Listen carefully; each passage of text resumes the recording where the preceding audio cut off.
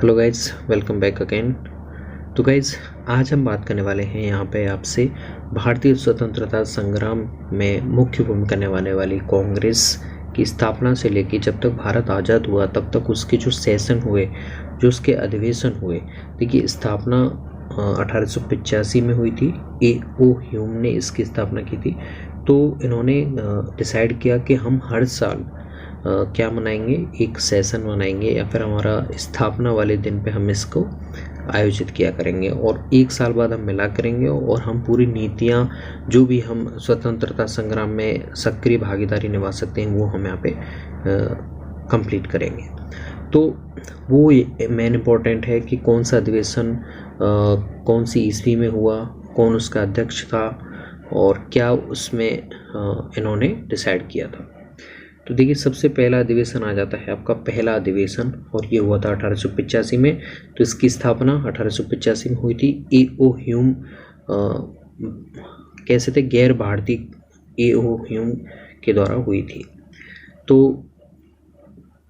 इसके अध्यक्ष की बात करें तो सबसे पहले अध्यक्ष थे व्योमेश चंद्र बनर्जी और स्थान था बम्बई। ठीक है।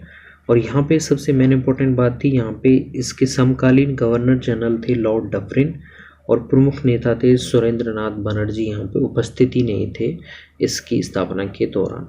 सचिव कौन थे? A.O. ह्यूम। ठीक है।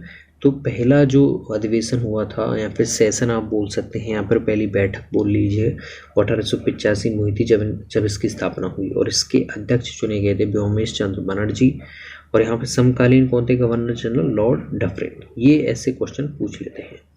अब हम आ जाते हैं हमारा दूसरा जो सेशन हुआ 1886 में और यहाँ पे क्या हुआ। अब दूसरा तीसरा ऐसे क्रम से याद मत रखना, वो पूछेंगे बेसिकली कि 1886 में जो सेशन हुआ था कांग्रेस की, उसकी अध्यक्षता किसने की थी? दादा भाई नौरोजी। ठीक है। इन्होंने अर्थशास्त्र के बारे में बहुत ज़्यादा योगदान दिया। इन्हें बोलते हैं the great grand old man of India. ठीक है। और ये कलकत्ता में हुआ था और यहाँ पे क्या हुआ, नेशनल कॉन्फ्रेंस और भारतीय राष्ट्रीय कांग्रेस का विलय हो जाता है। ठीक है। और तीसरा क्या होता है यहाँ पे? तीसरा होता है 1887 में। जैसे मैंने बताया, हर एक साल बाद सेशन होता है, तो ऐसे आप याद रख सकते हैं। और इसमें आपको अध्यक्ष बनाया गया बदरुद्दीन तैयब जी। किसे? बदरुद्दीन तैयब जी को। और इसका स्थान था मद्रास में। तो बदरुद्दीन तैयब सबसे पहले मुस्लिम अध्यक्ष थे कांग्रेस के। इंडियन नेशनल कांग्रेस के प्रथम मुस्लिम अध्यक्ष कौन थे? बदरुद्दीन तैयब। और इन्हें बनाया गया था तीसरे सेशन में अध्यक्ष।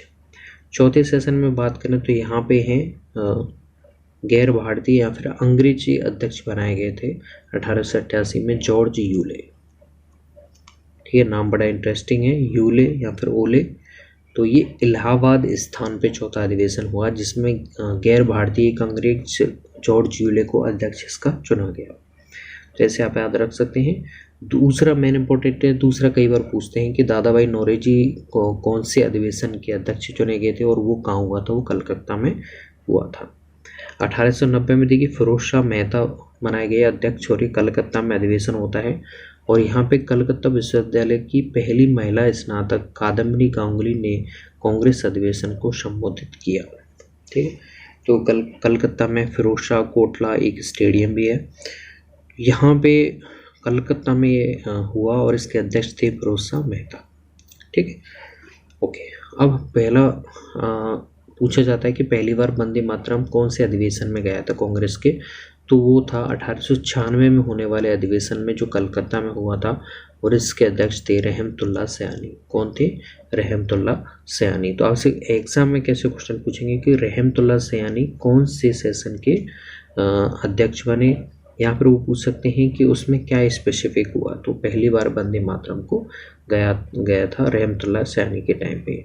अब हम आ जाते हैं 1905 जब बंगाल का विभाजन हुआ तो गोपाल कृष्ण गोखले को क्या बनाया गया? अध्यक्ष बनाया गया और ये बनारस में इसका सेशन हुआ, अधिवेशन हुआ 1905। क्यों, क्या क्या हुआ था इसमें? देखिए, इस अधिवेशन में भंग की आलोचना हुई, यानी कि बंगाल को जो विभाजन कर रहे थे अंग्रेज उसकी आलोचना हुई थी। स्वदेशी को अपनाने और विदेशी कपड़ों को या फिर जो भी प्रोडक्ट है उनका बहिष्कार का समर्थन किया गया। अब यहाँ पे देखिए बंगाल का विभाजन था, ये इनकी एक नीति थी सांप्रदायिकता फैलाने की, भारतीय मुसलमान और हिंदुओं के बीच में खाई को गहरा करने के लिए। और इस टाइम पे एक बुक भी आई थी, बुक का नाम मुझे याद नहीं आ रहा था। उस बुक में भी बताया गया था कि अगर ब्रिटिश सरकार को भारतीयों पे बहुत लंबे समय तक अगर वो चाहते हैं उन पे राज करें, तो उन्हें भारतीय मुसलमान और हिंदुओं को अलग करना होगा। इंडियन मुसलमान नाम से बुक थी, किसी राइटर का नाम मुझे याद नहीं आ रहा, तो उसमें बताया गया था। और उन्होंने इस नीति का यूज किया और उन्होंने 1905 में बंगाल विभाजन की घोषणा कर दी। और 1906 में दादा भाई नौरोजी वापस से बनते हैं। कलकत्ता में हुआ था यह अधिवेशन और इसमें कांग्रेस का मूल लक्ष्य स्वराज प्राप्ति घोषित किया गया था। अभी तक तो वो सोच रहे थे कि उदारवादी तरीके से लक्ष्य प्राप्ति हो जाए, हमें डोमिनियन स्टेटस मिल जाए, यानी कि हमारी सरकार हमारी रहेगी, लेकिन जो कई सारे जो विभाग हैं वो विदेशी सरकार के पास में रहेंगे। तो ऐसा हुआ नहीं, तो इन्होंने लास्ट में अपना मूल लक्ष्य क्या बना लिया, स्वराज प्राप्ति ही बना लिया। 1907 में जो हुआ था उसके थे रास बिहारी घोष और ये सूरत अधिवेशन कहलाता है।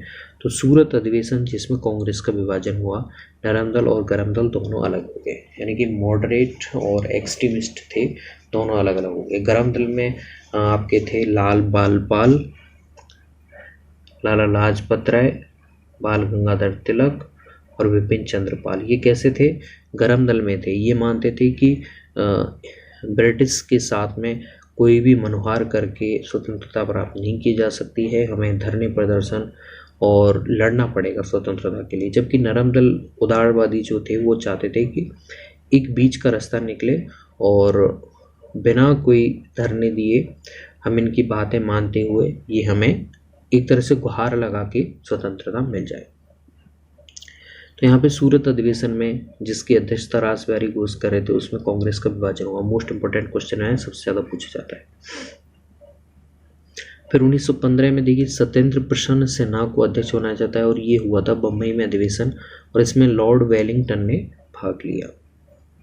1916 में यहाँ पे देखिए इसे बोलते हैं हम लखनऊ पैक्ट, अंबिका चरण मजूमदार को इसका अध्यक्ष बनाया गया और ये लखनऊ में हुआ था। यहाँ पे वापस से नरम दल और गरम दल मिल जाते हैं और इस टाइम पे तिलक और एनी बेसेंट के प्रयास से कांग्रेस और मुस्लिम लीग में समझौता होता है। तो तिलक और एनी बेसेंट ये क्या चला रहे थे, होम रूल लीग आंदोलन चला रहे थे। एनी बेसेंट पूरे भारतीय स्तर पे चला रही थी, जबकि तिलक कुछ विशिष्ट क्षेत्रों तक इसे चला रहे थे। तो तिलक ने कहा था स्वराज मेरा जन्मसिद्ध अधिकार है, तो ये नोट भी आप याद रखना, वो इसी अधिवेशन में इसकी बात की गई थी। एनी बेसेंट को 1917 में कलकत्ता में होने वाले कांग्रेस के अधिवेशन में अध्यक्ष बनाया गया और ये प्रथम महिला अध्यक्ष थी। ठीक है, प्रथम महिला अध्यक्ष कौन थी, आपकी एनी बेसेंट थी और ये बेसिकली आयरलैंड की रहने वाली थी और वहीं से होम रूल इन्होंने ये टर्म लेके आई थी और 1917 में इन्होंने अध्यक्षता की थी।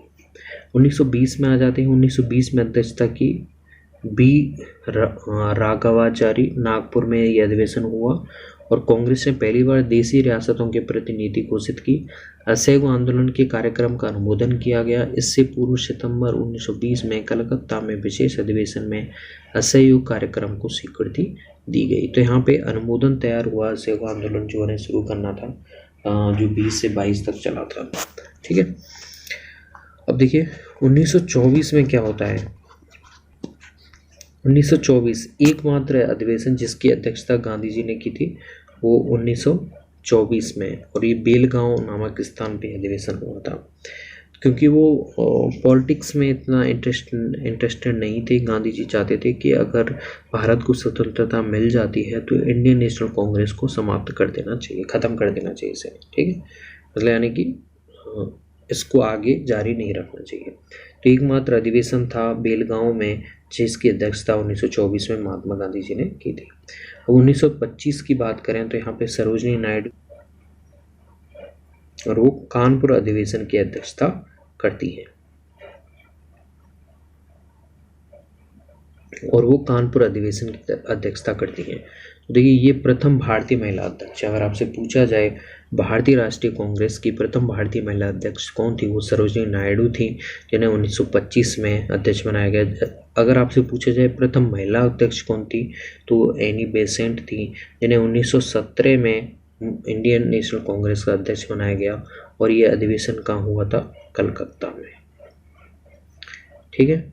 1927 में बनाया गया एम ए अंसारी को, और ये मद्रास में हुआ था।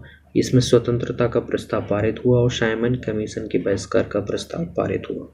ठीक है। साइमन गो बैक वाले आपने नारे सुने होंगे, तो ये वाला कमीशन का इसके बहिष्कार का प्रस्ताव हुआ।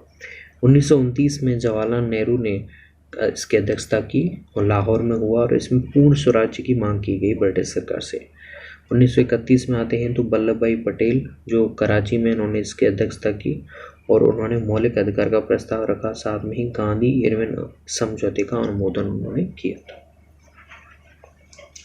आगे बढ़ते हैं। 1936 अप्रैल, और ये इसकी अध्यक्षता की लखनऊ में हुआ ये, और इसकी अध्यक्षता की जवाहरलाल नेहरू ने।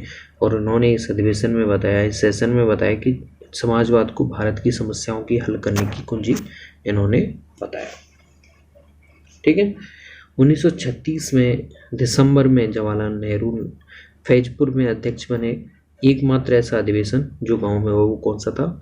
1936 में होने वाला अधिवेशन जो फैजपुर में हुआ, जिसकी अध्यक्षता जवाहरलाल नेहरू ने की थी। 1938 में सुभाष चंद्र बोस ने की थी हरिपुरा नामक स्थान पर, और इन्होंने राष्ट्रीय नियोजन समिति इस में बनाई गई। ठीक है। 1938 में वापिर से बनाए गए 1939 में सुभाष चंद्र बोस को, लेकिन इनके इस्तीफा दिए जाने के बाद में डॉक्टर राजेंद्र प्रसाद को अध्यक्ष चुना गया। ठीक है। ओके।